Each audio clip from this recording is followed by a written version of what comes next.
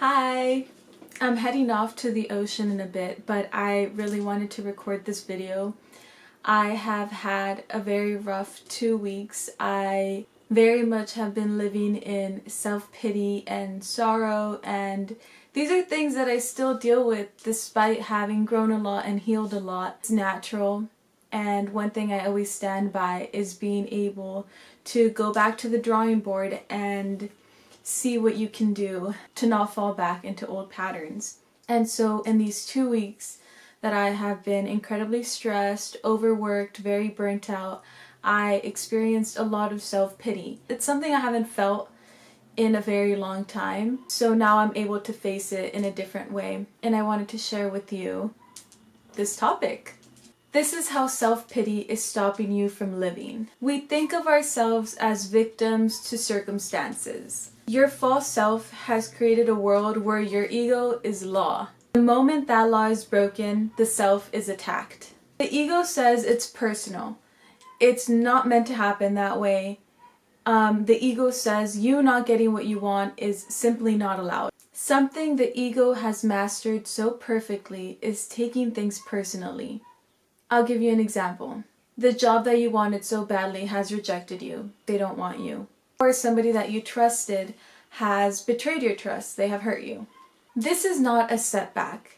This is quite literally something that is simply not meant for you. That job, that person in your life, life isn't letting you down. It is just steering you in a different direction. But self-pity doesn't let you see that. Self-pity takes away from gratitude.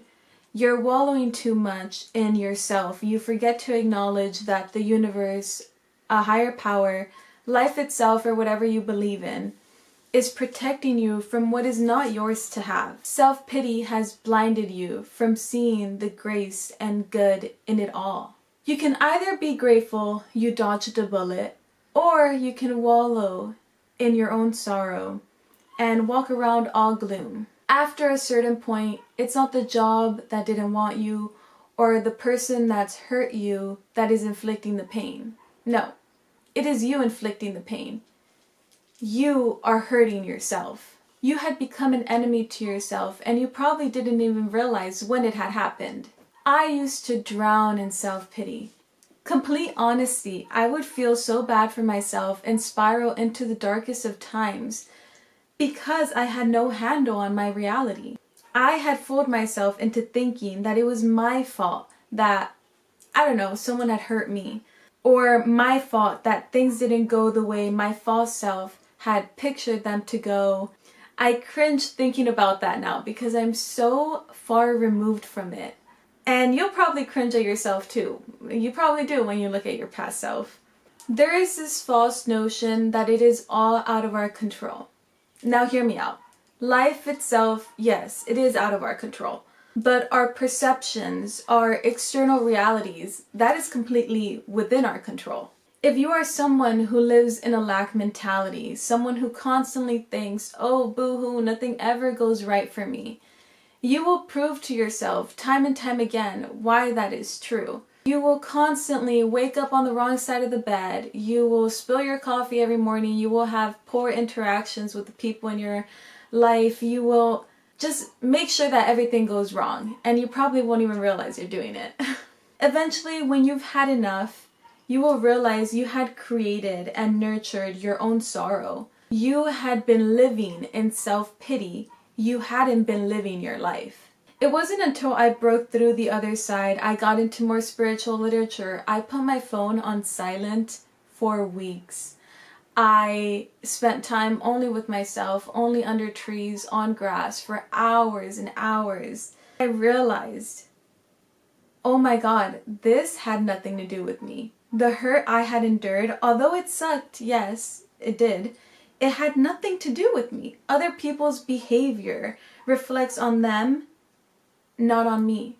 Their pain is not mine to carry. It is not mine to turn into self-pity. It's not personal. And as I realized this, it was like a light bulb went off.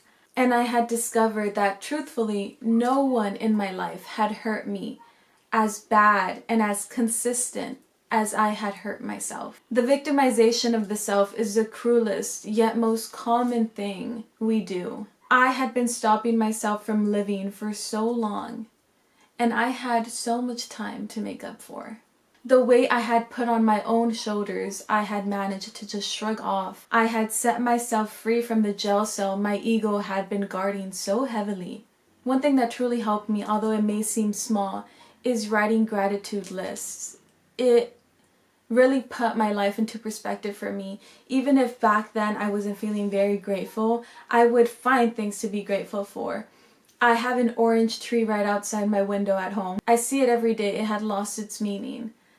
And it's honestly a very beautiful tree, so I don't know why I don't appreciate it more. I would write down in my journal, oh, I'm grateful for the orange tree outside of my window. Something so small. And I will share with you a gratitude list that I have at the end of this video. I wanted to recommend a book. It is The Wisdom of Insecurity by Alan Watts, and it has an introduction by Deepak Chopra, who is my favorite author of all time. This book talks about the separation of I and me, the constant anxiety that we live in, self-pity that we nourish, and the victimization of the self. It discusses how being present in the now and less in the past and less in the future, that we learn gratitude and unlearn victimization. I really do recommend it. I'm about halfway, but it really did help me through those 2 weeks that I was just telling you about at the beginning of this video, that I was super stressed out or whatever. Before I go, I wanted to leave you with this. Life and other people are not out to get you. No one is an enemy to you. So why would you want to be an enemy to yourself? Everything that has happened, everything up until this very moment, has happened for a reason. The sooner you open your eyes to the silver linings, the sooner you say goodbye to the victim and welcome in healing, the sooner you begin to live in gratitude, the more you're able to get one step closer to setting yourself free. I sit here now recording this knowing that those rough 2 weeks that I recently had are non-existent. It's as if they never happened. And I sit here in gratitude and in peace, despite that barking dog outside this entire video. Everything is okay. And everything is going to be okay for you too, if it isn't already.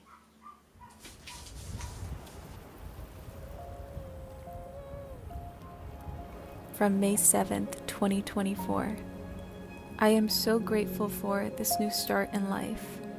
All the changes happening around me, and knowing that I am a part of it all. I am all that I see. I am grateful for letting go of old behavioral patterns that no longer suit me. They never did. I am grateful for the birds outside my window as they appear to be learning how to fly. I am grateful for the bright green colors of all that is coming back to life.